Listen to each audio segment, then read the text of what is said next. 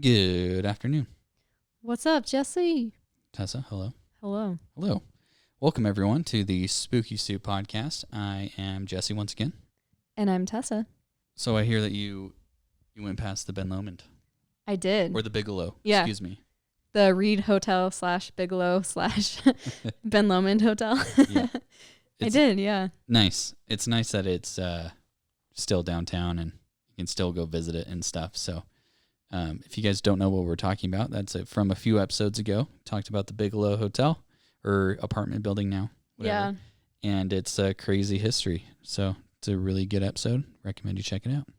Yeah. It's we just like to park around the corner from it and then walk to Harp and Hound for dinner. Yeah. And so walking past, usually you can see like the big arched windows that are facing the street and like the really cool architecture. But all the windows were like boarded up. Yeah. So you couldn't even see into the lobby this time around. It was really odd. Weird. I wonder if they're renovating. So I have the Reddit stories today. Amazing. I'm excited. And before I get started with those, just want to remind everyone, if you guys are interested in sending us any spooky stories that you may have, whether they be true or not, you can email those to us at spookysouppodcast801@gmail.com, or you can DM them to us on Instagram, Spooky Soup Podcast. Also, any pictures that are associated with our stories today, we will post those on our Instagram. You can check them out there. Yeah, please send us your stories. I have been asking some friends. We might have a really good one coming in soon. I'm just waiting on them to write it and submit it. So cool. Give it some time. Sweet. Okay, well, I will go ahead and start. I have 2 stories today. Buckle up. They're a little long, but they're worth the wait. Awesome. This first one is called Never Sleep in Your Car on a Road Trip by Reddit user 1_planch_man. I'm from Connecticut. I was in a long-distance relationship with a girl from Georgia and would often make road trips down to visit her. I don't really mind. I love road trips. I've driven across the United States and back all on my own. There's just something about traveling the highways of the U.S. by yourself that's just so freeing. To save money, I would sleep in my car. It's not so bad. It's basically camping in a metal tent. Makes you feel like you're really roughing it. I just recline the seat back, keep the key in the ignition just in case, and doze off. No, I don't put anything up to block the windows for privacy, but maybe I should have. The trip down south is a comfortable 2-day drive. My stop would usually be somewhere along the Virginia-North Carolina border. So, for my previous trip, that's exactly where I stopped that night. Rest stops were often less trafficked and thus quieter than truck stops. Normally, I would have stopped at a Love's, but I was so tired that I settled for the first rest stop I saw. It was oddly vacant that night, with only a couple lone cars sitting forlorn under the amber street lamps, most likely travelers with the same idea as myself. I pulled into a parking spot away from the others, under the shadow of a tree and far from the street lamps. I figured I would have more privacy there as opposed to being bathed in light. So I did my usual thing, locked my doors, opened the window just a hair for ventilation, kept my key in, reclined the seat, and went to sleep. I was never interrupted on any of these car camping trips, so I never suspected anything on this one. Then a sharp tap woke me up. At first, I thought I had heard it in my dream. I opened my eyes, a bit confused. Since I was leaned back, I was facing the ceiling and couldn't see anything. I hear another tap, like a tiny object hitting a hard surface. It came in a regular rhythm. Was it raining? Was water dripping onto my windshield? I'm under a tree. Maybe something fell from the branches. Maybe a squirrel or a bird was dropped or something. What if a squirrel was climbing around my car? Or what if it wasn't an animal? The thought occurred to me that it might very well be a person poking around outside. What did they want? Were the doors locked? Yes. The keys were in the ignition. I can leave in an instant. Still, I lay there, completely still, pretending to be asleep, pretending I hadn't heard anything, hoping whoever it was they would leave me alone. It was better to not find out. I was too afraid to find out. It was better to stay here in blissful ignorance. Still, the tapping continued. I had to do something. There was no way I was just going to stay there. I had to look. My heart was pounding. Whoever was out there could probably hear it. I decided I was going to look. I was going to raise my head up and see what was making the noise. So that's what I did. What met my eyes sent a jolt through my entire body. Every muscle fiber locked up in pure shock at what I saw. The faint glow of the street lamps cast just enough light for me to make out what I was looking at. There, on the windshield, staring directly at me, was a face. Someone, I presumed to be a woman, was lying on my hood, her face pressed right up against my windshield. Her face was completely still, locked in a permanent grin. I froze in overwhelming terror. The eyes I stared into appeared to have rolled back, showing only the whites. The nose was turned up, pressed painfully against the glass. The lips stretched wide, revealing horrid, rotten teeth. Even in the darkness, I could tell her skin was sickly pale, contrasting her long, filthy black hair. Whoever this was, she was clearly not in her right mind. I don't know how long I sat there, too afraid to move. Finally, I got a grip on myself and shot my hand to the ignition. It turned over, making, in that instant, the most beautiful sound I had ever heard. For a split second, I was afraid I might be caught in a horror movie scenario, the one where the car won't crank and the killer approaches. I reversed as fast as I could, trying not to give this creeper time to try anything. In my panic, I remember activating the windshield wipers in a futile attempt to get her off. I thought, was I about to drive out of here with some wacko holding onto my hood? Thankfully, I didn't have to worry about that, because as soon as I stopped, the woman leapt off, landing on all fours. Seeing my opportunity, I shifted into drive and gunned it, right as I saw her reaching for the driver's side door. With my foot on the gas, I sped out of the parking lot. Behind me, I heard her let out a piercing shriek, like that of an animal.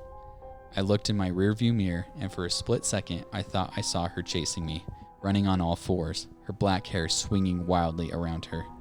I couldn't get a good look as I rounded a curve in the road leading out of the rest stop and merged with the highway. There, I picked up speed and drove through the night.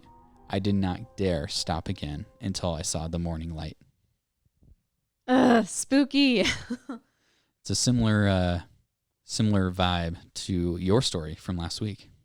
Oh, yeah, true. Yeah. Being stranded on a cross-country road trip. Uh-huh. At least this person wasn't stranded. At least they could get away. Yes, that's true. They weren't stuck in a blizzard. So yeah, the same thing with the face. As you were describing it, it reminded me of Attack on Titan. Like, you know, the Titans on it, they just have like these big, huge smiling grins and like just these big eyes. I've seen pictures. I haven't watched the show, but yeah, I know what you're talking about. Good story. Okay, so this next one is from Reddit user Selsbyten, if I pronounce that wrong, my bad. This story is called, "My Friend Inherited a Mansion. He won't tell me why the basement door is locked." I don't wish death on anyone, and certainly not my relatives, but occasionally I've entertained the daydream of inheriting a fortune. This is unlikely to happen because I'm not aware of anybody in my family that's rich. My best friend, Rodney, thought the same thing, but as it turns out, he had an unknown estranged great uncle that was absurdly wealthy. The cause of his death was unknown, as was the source of his money, but Rodney didn't seem to care. As the last living member of his family, everything was to be left to him. There was, however, one condition to his inheritance. It was strange, but simple. Move into this belated great uncle's mansion on the outskirts of town and live there for a year. If he did this, he'd be set for life. If not, he wouldn't get a penny. His move and date coincided with a 2-week business trip that sent me to the other side of the country. When I got back to town, I went straight to see him. He didn't answer his phone, so I figured I'd just drop by. Raindrops began to patter on my windshield as I pulled up to the private drive. The gate was closed and I didn't know the code, so my only option was to park my car by the entrance and slip past the wrought iron gates on foot. I pulled my jacket collar closer to my neck to shield against the slanting raindrops and trudged into the mist. Massive oak trees stood guard on both sides of the driveway. Even the forest here seemed to belong to a rich man. There were no underbrush or scraggly pines, only ancient, dominating hardwoods that cut off the sunlight from any small plants that tried to grow amongst them. About a quarter of a mile down the driveway, the trees receded and gave way to a large clearing. In the middle of the clearing sat a behemoth. I looked up at the Victorian masterpiece that was now my friend's home. I felt small beneath it, like a child that was being scolded by an angry stranger. Up ahead, I could see that the front door was left wide open. I hesitated when I reached the threshold. "Rodney, you in there?" No answer. I stepped into the foyer and cautiously walked down the main hallway. The interior was immaculate and looked as if it were plucked straight out of the 18th century. An orange glow danced around the walls, up ahead as small crackles and pops shot through the air. A fire was roaring in the biggest private library I had ever seen. Books were stacked from floor to ceiling on all four walls. One leather chair faced the fireplace. A figure sat hunched over in it and stared into the flames. "Rodney, are you okay?" I asked. My words hit him like the cold water as he snapped his bloodshot eyes in my direction. Where had he been? "Look what the cat dragged in. Glad you're here. Honestly, the timing couldn't be better," he said. "Really? Why'd you say that?" Rodney sprang to his feet and drug up another chair to sit next to his. Its metal legs scratched the heart pine floors like nails on a chalkboard. "Come here, sit next to me." Something was off, but I complied anyway. He glanced over his shoulder before continuing in a hushed tone. "A being is contained in a body," I answered. "Yes, and as people, we're very good at identifying another person's body, but there might be other entities that are much bigger than us, not as contained as you and me, but just as real." "Why are we whispering?" I asked. "It's the house. I think it's listening." "You think the house is alive? Are you high?" "On the contrary, I've never been more sober in my life. Just go with me for a second. After all they say, it's the sign of an intelligent mind to be able to entertain an idea without accepting it." He always said this when he was about to say something extra crazy. "Okay, fair enough. Tell me what's going on." "If a house wants to communicate with you, how might it do so? It doesn't have a mouth. It can't just come out and say, 'Hello, good sir.' It would have to find other more subtle ways to interact with you. It might influence a dream, or emanate a certain atmosphere or feeling. It could even be as simple as a door that closes by itself just at the right time, signifying that you're on the right train of thought. Or the wrong one. Who says that a house would have altruistic intentions?" I said. "Exactly. See, this is why I need you to stay here, keep me grounded. If I'm going to make it through the year, I'm going to need your help." "What happened to make you think this place is so haunted?" At this, a glossed over look spread across his eyes. "Nothing. Just ignore me. I've been cooped up in here for 2 weeks, and it's rained every single day. This place is big enough to get lost in. Speaking of which, let me give you the tour." Rodney seemed to revert more or less back into his usual self as he showed me from room to room. The house was a labyrinth. I need a map to remember all the hallways, wings, and levels. The only reason anybody would ever build a house this big is vanity. "Would you mind staying here with me for a few weeks? Just while I'm getting used to this place. You could pick any room you want." He gestured to one of the many bedrooms that was nearly as big as my apartment. "I'll be honest with you, Rod. This place creeps me out." "I know. Me too," he laughed. "But I'm asking you as a friend. And plus, once I get that money, I'll make it worth your while. I'll stay for a few weeks if you need me to. You don't have to pay me." "Thanks, man," as he clasped me on the shoulder. He showed me every room to the top 2 floors in the main level, but as we were working our way through the basement, there was one door that he skipped over. He didn't even acknowledge its existence. "Wait a minute," I said as he carried on down the hallway. "What's in that room?" I think it's just some storage or something. It was locked when I got here." "I'm surprised you haven't bust down the door out of plain curiosity. I haven't really thought about it. There's only 1,000 other rooms to keep me occupied, he said. He kept moving, so I followed after him to finish the tour. That evening, after eating Chinese takeout and watching TV, Rodney retired to the master suite and I went to the first room that I could find on the second floor. The moonlight shone in streaks across my bed as I laid staring at the ceiling. I left the blinds open intentionally. It always takes me a while to fall asleep, and I didn't like the idea of laying there in complete darkness. I expected to hear the creaks and groans that are typical of an older house, but they never came. If I would have left the blinds shut, it would have felt like I was floating in space, like some kind of antique sensory deprivation tank. The morning dew on the grass was cool on my bare feet. I didn't know where I left my shoes. Come to think of it, I didn't know how I got to the front lawn in the first place. The winter breeze hit the exposed skin on my chest, alarming me to my condition of my clothes. They hung off of me in tatters. I looked up at the house, and my eyes were drawn to the far window in the attic. A pale, stoic face stared down at me. More faces appeared in adjacent windows. I scanned the whole third floor. They were there too. My eyes flitted down to the second and then the main level. All of the windows held a white face, except for one. My door closed and I sat up in bed, drenched in sweat. Footsteps paced down the hallway. Part of me wanted to crawl under the bed, but that's childish. It was probably just Rodney. I decided to go and check on him. A dank draft met me in the hallway. The footsteps were now on the main level. I hustled down the stairs in a hasty pursuit, but all was silent once I reached the bottom step. I made my way to Rodney's room and slowly opened the door. He was curled up in bed with this slack-jawed look of deep sleep on his face. Couldn't be sure, but I thought I had heard a small metallic clink come from the basement. It was the same sound that Rodney's door made when I carefully pulled it open.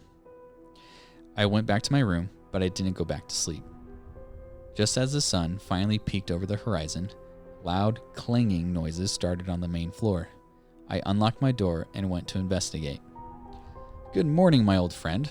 I hope you're hungry," said Rodney with a toothy grin. He was flipping eggs in a cast iron skillet. "I'll eat a little bit. I'm not a big breakfast person, though. How'd you sleep?"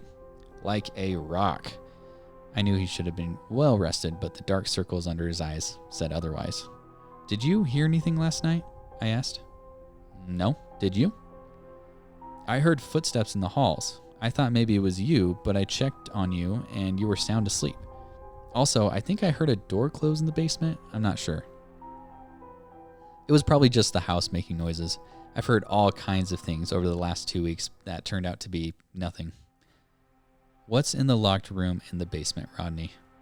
He stared at me with that same crazy look he had in the library. The redness in his eyes seemed to smolder and burn just as the eggs were now doing. "I told you. I don't know. Do you think I'm lying or something?" "No, I believe you. I just thought I heard someone go into that room last night. That's all." He snapped his attention back to the burning eggs. "You were probably just hearing things. You'll get used to it." We ate our overcooked breakfast in silence, and as the sound of rain began to fall against the windows, I thought about leaving for the day, but the rain steadily increased, and with it came the occasional burst of lightning. I wasn't going anywhere until this cleared up. I went to the library and kindled a fire in the fireplace. After searching through piles of historical and philosophical books, I found something that was more in my lane. 1,000 Leagues Under the Sea by Jules Verne. I spent most of the day aboard the Nautilus, only taking small breaks for snacks and to stretch my legs. It was during the last of these intermissions that I wandered over to a desk on the far side of the room. There was a journal and a pen sitting on top of it. It might not be good manners, but I opened it and flipped through the most recent entry. "Time slips by, and I slip under. I will not lie, I cannot shun her. As thin as age, as blind as thunder, I fear I have become asunder." It was Rodney's handwriting. I didn't know what to think. The TV turned on in the living room. I closed the book and retreated to my room.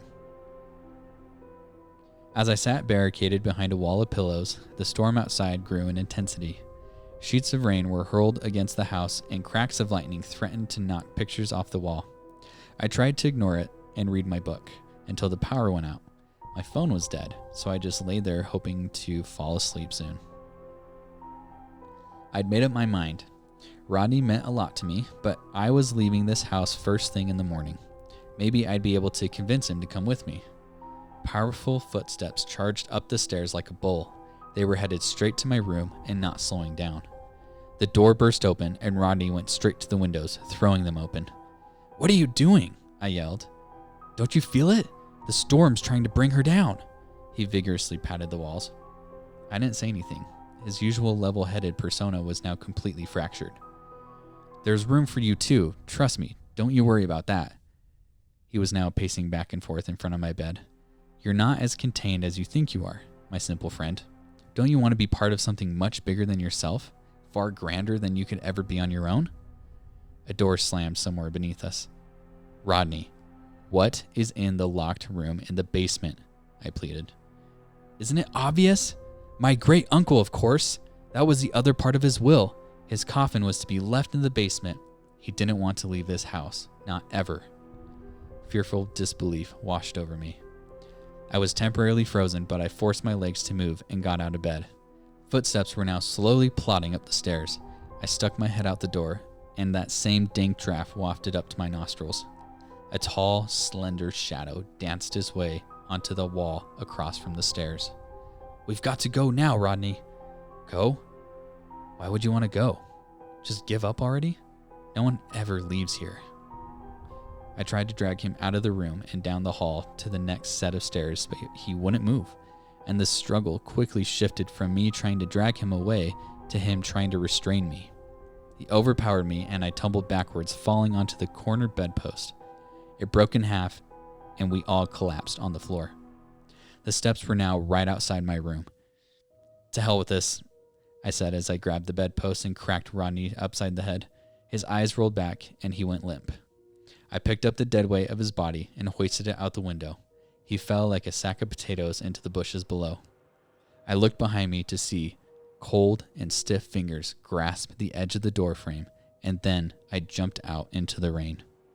It took all of my strength to pick up Rodney and throw him over my shoulder. Slowly, I made my way across the lawn and down the driveway. Once I had put enough distance between us and the house, I looked back to see a pale, white face looking right out my bedroom window. That reminded me of Hill House. I haven't seen that. Oh, you need to. It's so good. Yeah, that was creepy. That's a good one. Sorry, Yeah. That one was a little bit longer, but I thought it was good. Well written, good build up. Yeah, I loved it. Yep. I could totally see the corpse's hands like curling around the door frame. Uh-huh. Oh yeah, classic horror movie move. Uh-huh. Yep. So good. So what do you have for us today? Ooh, all right. I've got a crazy story. One that I'm willing to bet you have never heard of before. Okay. So it's somewhat local. It has ties to Utah, so it's my local-ish story. Okay. So lately I've been really, really hyper-focused on studying cults. I've always been into learning about them, and I've just been hitting them really hard this last year, like Jonestown, stuff like that. I just find it all really intriguing. And my studies of cults led me to this article where someone was quoted from a cult that I had never heard of before, so I decided to look into it.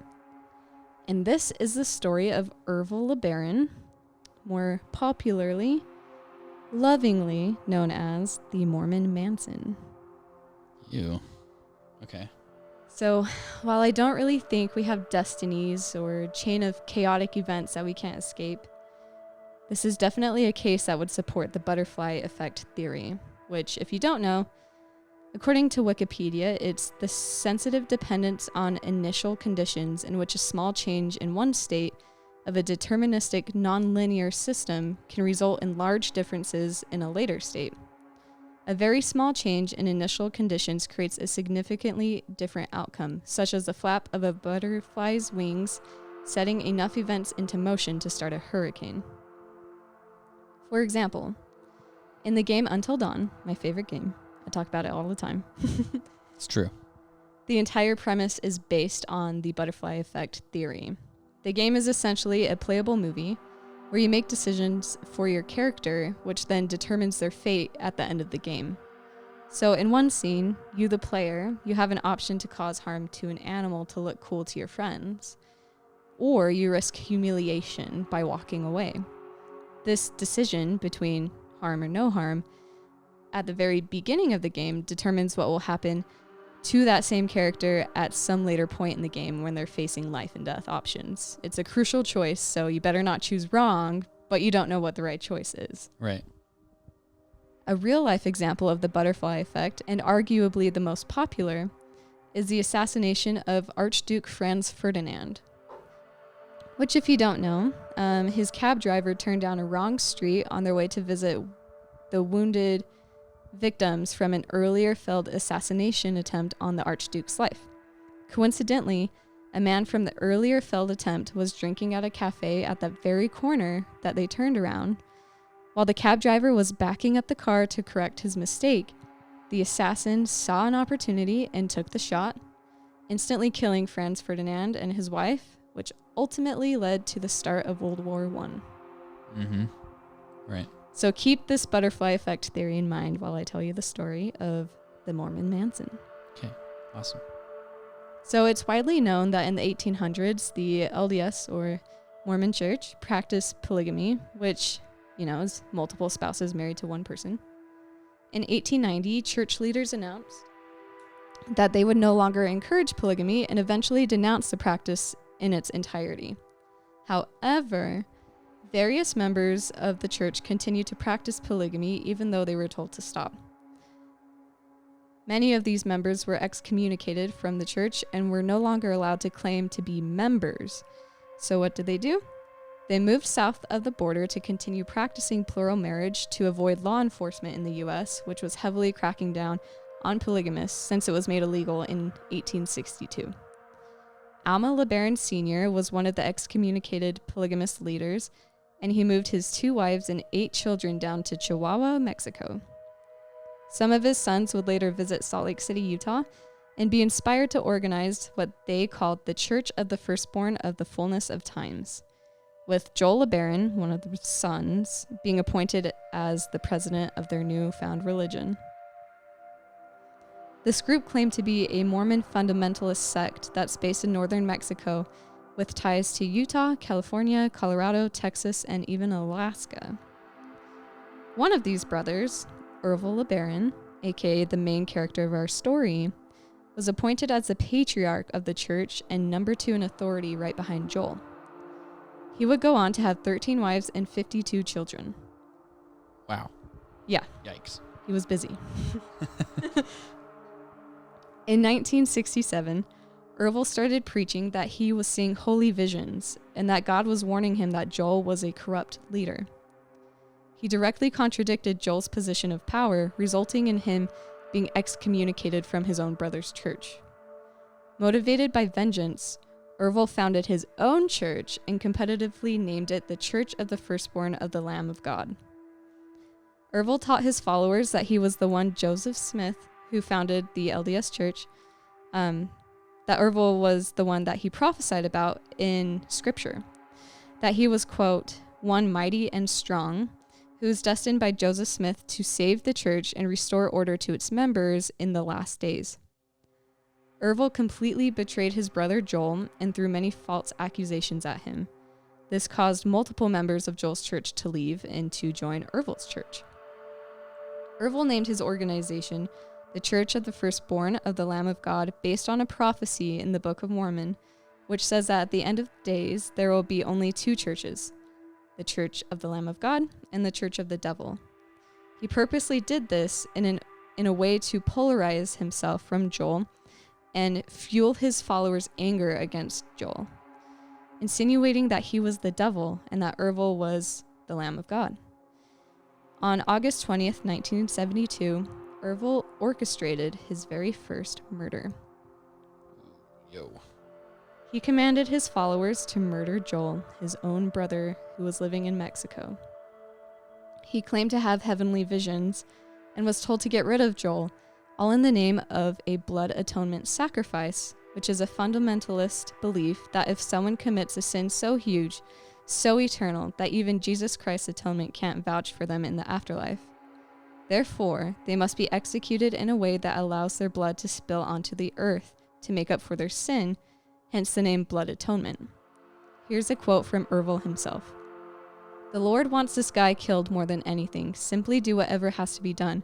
Anybody gets in the way, men, women, children, it makes no difference."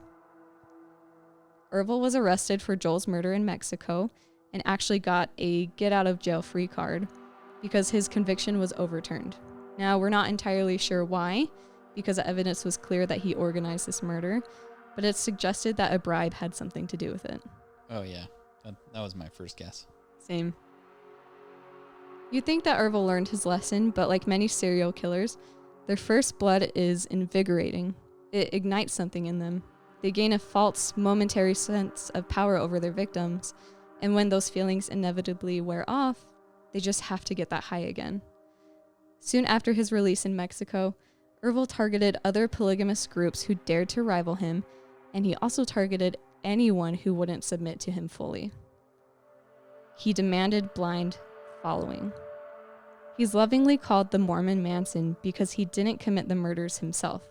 However, just like Charles Manson, he would organize the attacks, prepare his followers, mostly women, and coach them on how to murder the people on his hit list.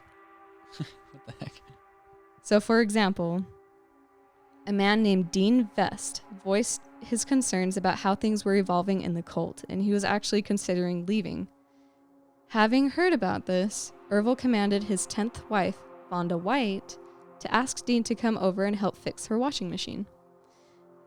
This was just a ploy to get him alone so she could kill him in private. Vonda, of course, went along with it because Ervil was God on earth, and saying no to God meant eternal damnation. A rival polygamous leader who refused to bow down to Ervil went for a drive with some of the cult members. I'm not sure what got him in the car. Maybe they were just asking for help. Maybe they wanted to be friends. And when they returned, that polygamous leader was no longer with the group of guys. They told Ervil, quote, he had been shot, doused with lime, and buried in the desert. Yo. So we don't know where he is. Wow. He's somewhere. Yep. Ervil's also credited with the killing of his own 17-year-old daughter who was pregnant at the time of her death. She wanted to leave his cult and spoke out against her own father. Of course, Ervil just couldn't have that, and he needed to keep up appearances. He needed everyone in his community to be assured that everything was fine and dandy. She was strangled to death. On June 1st, 1979, Ervil was again arrested by Mexican police and sent to the States for sentencing because over the years, his cult would move between the States and Mexico, just as times got rough and they needed more jobs or money. Okay. He was sentenced to life in prison at the Utah State Prison in Draper. While there, he wrote a 400-page Bible called the Book of the New Covenants that included a list of names of all the people he wanted dead. 20 copies of his Bible were printed and dispersed to his loyal followers, and they continued on their murderous spree even after he was incarcerated. Oh my gosh. He died in a cell in 1981.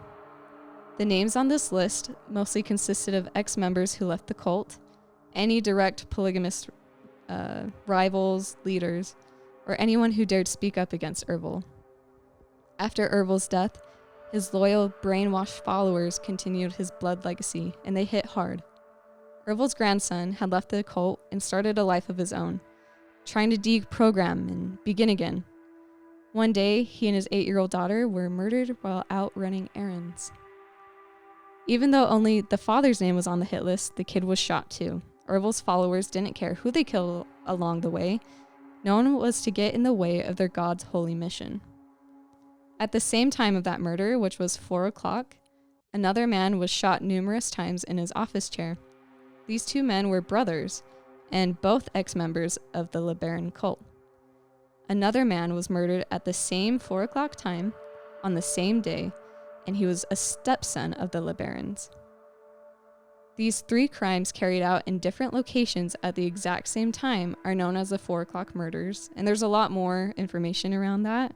It rocked everyone in Texas. It was a big deal. So if you want to read into that further, I suggest it.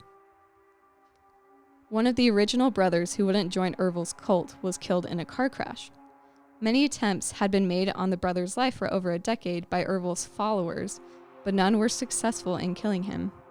When he died in the car crash, it was also coincidentally the same exact day that Ervil died in his prison cell. So maybe not as much as a coincidence after all, but we might never know.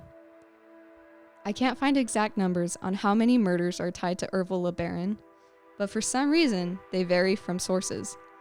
But from what I could find, this is what's approximated. Ervil is responsible for around 20 murders while he was alive, all for the sake of the blood atonement sacrifice that I mentioned earlier. He's credited for orchestrating at least 30 more murders after his death, which were all names from his Bible's hit list. So far, 50 murders have been linked to him and accounted for. I say so far because things get weirder. A man in Tooele County, Utah went missing after coming in contact with the cult members. He's never been found, and many other people from the cult have gone missing and their remains have never been discovered. Whoa. Some ex-members are still hiding to this day because they're terrified of Ervil's hit list, and those brainwashed enough to carrying out his killing spree. Needless to say, that number 50 could be much higher than we actually know. Here's where the flap of the butterfly's wings turns into a hurricane. Do you remember that news story from 2019 about the Mormon family that was gunned down and burned alive by the cartel in Mexico? Vaguely. Yeah. So when I was reading about this, it rung a bell. I just remembered it. Right. So in total, there were 9 victims, including mothers and children. They are all relatives of the LeBaron clan, and they were traveling along an infamous drug trade route, which coincidentally neighbored 2 of their polygamous compounds. Ah, yes, actually, I do remember this. Yeah. Because I remember thinking, where were the husbands or dads? They weren't with them. Exactly. So I was like, sorry, that's what sparked my memory. So yeah. Now, what group carried out this murder exactly? Well, the dominant cartel of this particular trade route is Sinaloa, or better known as El Chapo's guys. Ooh. For the record, this is a complete speculation, not my opinion, but it's rumored that the polygamous families of this area, while not Ervil LeBaron's direct children, but still relatives and intermarried with the families, they had a type of understanding, you could say, with El Chapo, some sort of agreement. Author Sally Denton of The Colony, Faith and Blood in a Promised Land book about the LeBarons has this to say about it. I think it's naive for the public to believe they were just friendly neighbors saying hello at Sicario checkpoints. I don't believe you just live with some of the most violent people in the world without having accommodations. I think they were helping with guns. Some think this was an accidental killing. Others think it was the result of an ongoing rival cartel war that exploded right after El Chapo was sent to prison in the States. The Juarez and the Sinaloa cartels are fighting over that same drug trade route. I agree with Sally Denton that you don't simply be neighbors with El Chapo's guys and have a good time. I guess we might never know what the true connection between Ervil LeBaron's family and that of the Sinaloa cartel is, but it's wild to me how one law in the United States set off this chaotic chain of events leading to a massacre and possible connections with one of the world's most notoriously evil men. I want to end this story with a quote from one of Ervil's daughters who was forced into marriage twice at just 13 years old. I had my aunt and younger sister who were blood atoned. I was 11 years old and it was traumatizing. While holding back tears, she says, anybody that threatened to go to the police or young mothers who wanted to leave with their children, those were grounds to kill them. That concludes this true story of Mormon Manson, who left behind a legacy of generational fear. And I'm flabbergasted that he's not spoken about more. Everyone, and I mean everyone, knows who Charles Manson was. Everyone's heard of Helter Skelter. Everyone knows about the murder of Sharon Tate. Yet no one has heard of Ervil LeBaron, even though he was responsible for 5 times the amount of killings than the Manson family ever did. So I guess watch out for cults, everyone. They're scary. That is crazy. Yeah. Yeah, and you're right. I've never heard of Evil LeBaron, Ervil LeBaron. Evil.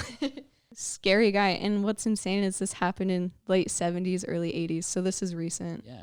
I found articles about him, but like it doesn't dive into it. They're all very surface level. I'm like, people need to talk about this more, but no one is. Well, it's a good thing you did. I guess so. And all of our many thousands of listeners will hear it. Wow. Insane. I'm glad you shared this story because it's definitely not something I've heard of before, and definitely something that people need to know. Yeah, absolutely. Why did Charles Manson get all this attention? Probably because he killed Sharon Tate. He killed Sharon Tate. Well, his family did. He never killed anyone. Right. He just orchestrated it. Mm-hmm. He's a psychopath. Yeah, absolutely. Wow. Okay. Yet Ervil's family killed 5 times more people. The Mansons were convicted of 9 murders. Ervil is 50 and counting. Yeah, for and that's what we know. 30 after his death, after he died. That's how powerful his control was and how long his hit list was that he left in his Bible. Yeah, sure. And apparently, when a lot of this was coming to light, I believe it was when that family was killed in Mexico. Mm-hmm. Other people from this family paid to have his Bible put online. I haven't found it yet, but I will. I was going to say, I want to see that, or I want to get a copy of it. Right? Maybe, what is it, 20 copies or something? Only 20. And it's only 400 pages, too, which is short compared to the actual, Holy Bible. So, yeah. Yeah. Very cool. Very not cool, but good to know. Yeah. Spooky. And I guess just on a last note, no one who's in a cult knows that they're in a cult. Yeah. They're everywhere.